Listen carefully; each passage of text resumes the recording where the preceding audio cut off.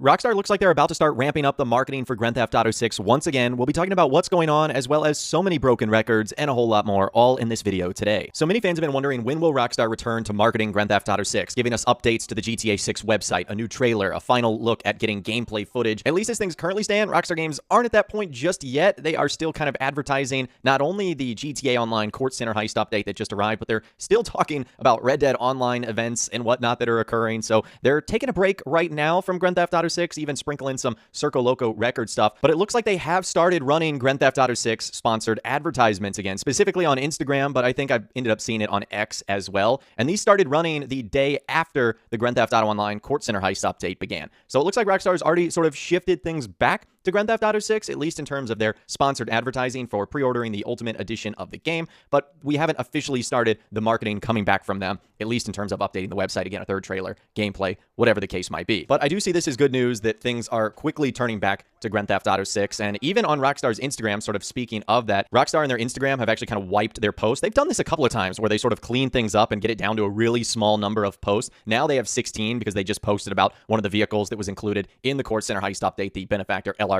GT. But previously, before that, it was at a nice round number of 15, and I feel like they're doing that on purpose. I guess for them, it looks a little bit cleaner, not as confusing. I don't know if this has anything to do with Grand Theft Auto 6, but I always find it interesting when Rockstar sort of cleans up their Instagram. And we do need to get some more Grand Theft Auto 6 news soon, because I think people are starting to go insane. In fact, they actually believe that one of the paintings in the Court Center heist update, I think it was like the very first one that you end up stealing, fans think it looks like the Grand Theft Auto 6 map. And I guess if you squint and you tilt your head and you look at it long enough, you can kind of see a rough visual shape. And even if it was roughly the visual shape, what does this tell us right here? I don't think it tells us absolutely anything already than what we already know, and that it's kind of roughly going to look like the southern portion of Florida.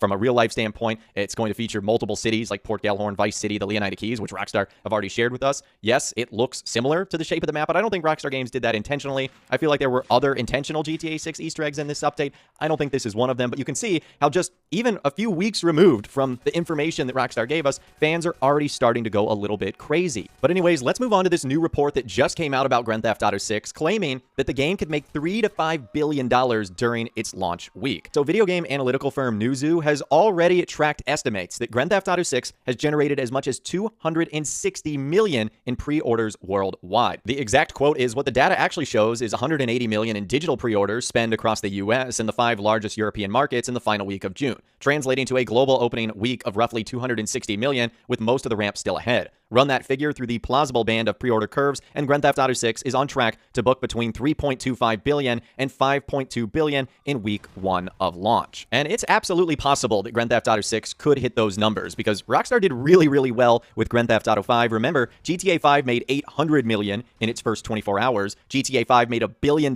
in 3 days, and then GTA 5 made $1.15 billion in its first 5 days, selling 16 million units. So I'll leave a link to that article in the description if you guys are interested. It'll be very crazy to see just how many copies Rockstar ends up selling. And again, I think we'll get more information on the pre-orders and how well that's done in Take-Two Interactive's upcoming earnings call. And I think all of this is connected, getting information on the pre-order data and also when the marketing is going to start again. I think it's all connected to that earnings call, which again is happening in early August on Friday AM before the markets open. And last but not least, this is an interesting one. We actually have an update on the infamous Grand Theft Auto 6 hacker from the famous 2022 leaks, where he released 90+ video clips online of in-game development footage of Grand Theft Auto 6. Since 2022, this story has had a ton of updates, with him going to hospitals, him going to jail, him getting sentenced. Well, we have an update on that coming from Joe Tidy of the BBC News, saying, I can finally report that the GTA 6 hacker Arian Kurtaj is out of the secure hospital he was sent to and now in a normal prison awaiting retrial. Kurtaj was a key member of the teen hacking gang Laspas and now was given an indefinite hospital order due to his severe autism diagnosis. When he was sentenced in December 2023, the court heard that he will remain at secure hospital for life, unless doctors deem him no longer a danger. But he is now out and will face a conventional criminal trial in November. I've been trying to get this information confirmed with police for weeks after images of Kurtaj apparently posting on Snapchat from prison began circulating online.